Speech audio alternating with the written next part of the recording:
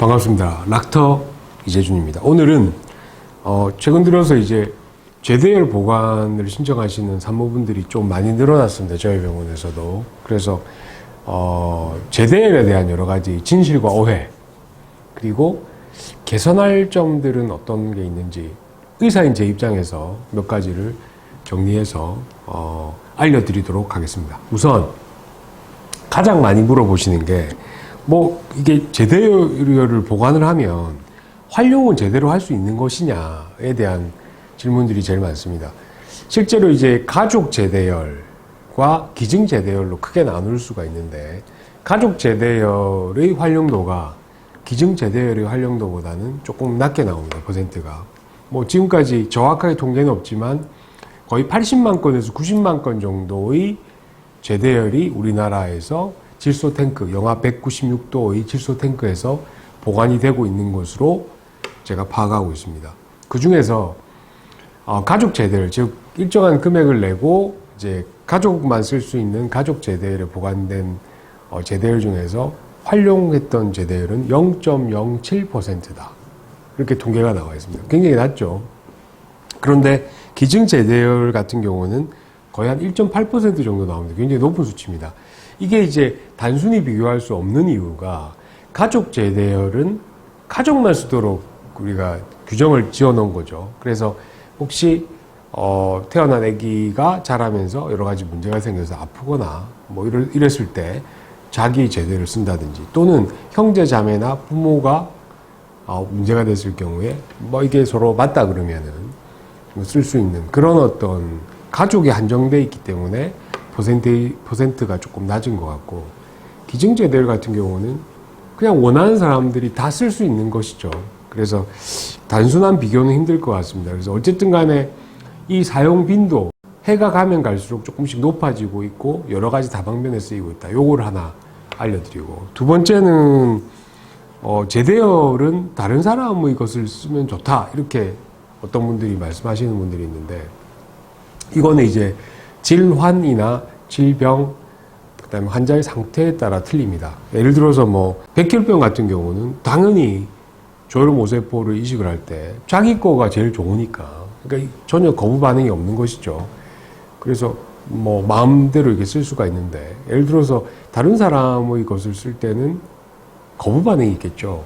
물론 이때 이제 구하다가 자기한테 딱 적합한 걸 찾지 못한다 그러면은 거부 반응을 약화시킬 수 있는 그런 주사제를 쓰면서 제대열을 이식할 수 있습니다.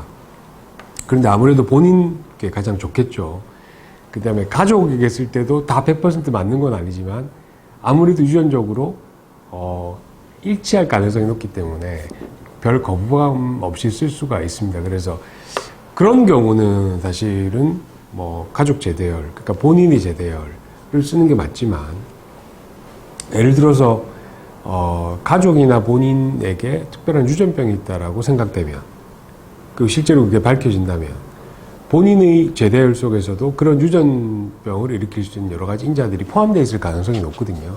그러면 그런 경우에는 차라리 본인의 제대열보다는 다른 사람의 기증 제대열 중에서 본인과 적합한 것을 찾아서 제대를 사용하는 것이 오히려 더 낫다고 볼 수 있습니다. 그래서 어떤 질환이냐에 따라서, 또 환자의 상태가 어떤 상황이냐에 따라서 틀린 것이지, 절대적으로 가족 제대열이 좋다, 기증 제대열이 나쁘다, 이런 거는 없다고 저는 생각을 합니다.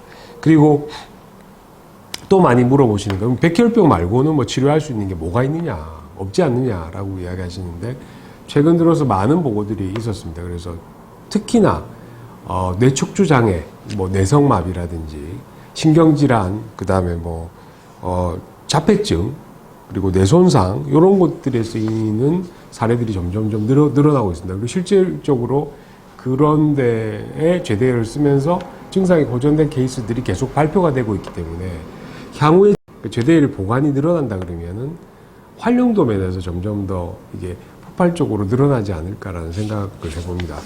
그리고 또 하나는 많이 물어보시는 게, 제대열 보관료가 너무 비싸다. 보통 우리가 이제 15년에서 100년 정도 보관을 하기도 하고, 근데 이게 이제 아무래도 이제 우리나라의 제대열 회사가 지금 17군데 정도 있고, 그 중에서 뭐 가족 제대열만 지급하는 곳도 있고, 기증 제대열만 지급하는 곳도 있습니다. 그래서 어쨌든 간에 17군데 정도가 보건복지부 관리하에서 제대열을 수용을 해서 질소 탱크에 보관을 하고 있는데, 이 숫자 자체가 늘어나면 늘어날수록, 지금은 뭐 한 80만 건, 90만 건 정도 되는 걸로 알고 있는데, 이게 숫자가 늘어나면 늘수록 이게 활용도가 높아지기 때문에 혹시나 그 보관료에 대한 금액이 너무나 부담스럽다고 하시면 기증 제대열 쪽으로라도 기증을 해주시면, 사실은 이게 전체적인 어떤 제대열의 풀이 늘어나면 그 안에서 쓸 수 있는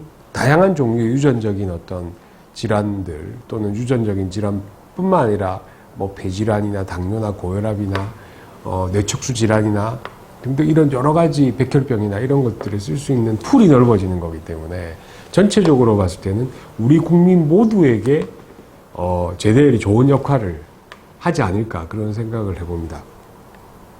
그리고 또 뭐 여러 가지 이제 뭐 문제점들을 지적하시는 분들이 많습니다. 그래서 제가 몇 가지를 적어왔는데, 가장 큰 문제점이 이제 기증 제대열에 대해서 그 기증을 받는 센터에서 기증 제대열을 하신 분들은 이 제대열을 자기가 기증을 했기 때문에 쓸 수가 없다. 그러니까 본인은 쓸 수가 없다라고 통보하는 경우가 간혹 있습니다. 하지만 법률상으로는 기증을 하셨다 하더라도 본인이 어떤 질환에 문제가 있다 그러면은 그 본인이 기증했던 제대를 쓸 수 있는 것으로 법률상으로는 되어져 있습니다. 그래서 그런 점 하나와, 그 다음에 뭐 이제 보통 제대열은 우리가 폐기를 잘 하진 않습니다. 왜냐하면은 이게 질소 탱크 안에 보관만 하면 50년, 100년 충분히 아무런 문제 없이 보관할 수가 있거든요. 조혈모세포를. 그런데 폐기를 했다든지 아니면 뭐 등등 여러 가지 제대열 안에 있는 조혈모세포, 진핵세포, 그러니까 유핵세포죠. 유핵세포의 개수가 보통은 많은 경우도 있고 적은 경우도 있습니다. 근데 정확하게 이거를 쓰기 위해서 예를 들자면 몸무게 1kg당 한 3천만 개 정도 유핵세포, 즉 조혈모세포가 있어야지 이게 충분한 효과를 발휘하면서 쓸 수 있습니다.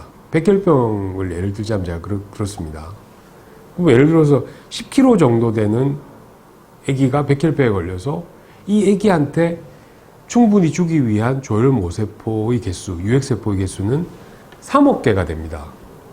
그래서 3억 개가 들어있는 제대열은 10kg짜리 아기에게 쓸 수 있지만, 예를 들어서 뭐 50kg 나가는 뭐 청소년에게 이걸 주입한다. 그러면 사실은 숫자가 굉장히 모자라게 되거든요. 그런데 실질적으로 제대열 회사에서 이 점, 그러니까 본인이 기증했거나 본인이 보관하고 있는 제대열에 대한 조혈모세포의 정확한 개수, 유핵세포의 개수는 개인에게 통보를 잘 하지 않는 경우가 많습니다. 그래서 이런 여러 가지 미비점들이 조금 더 개선이 돼서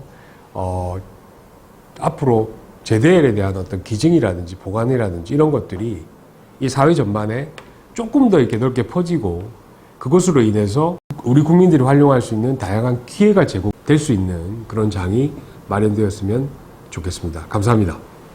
닥터 의학사전을 구독하시고 또 좋아해 주신 여러분들 너무 감사를 드립니다.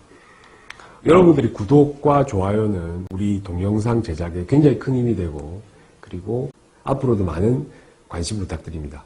고맙습니다.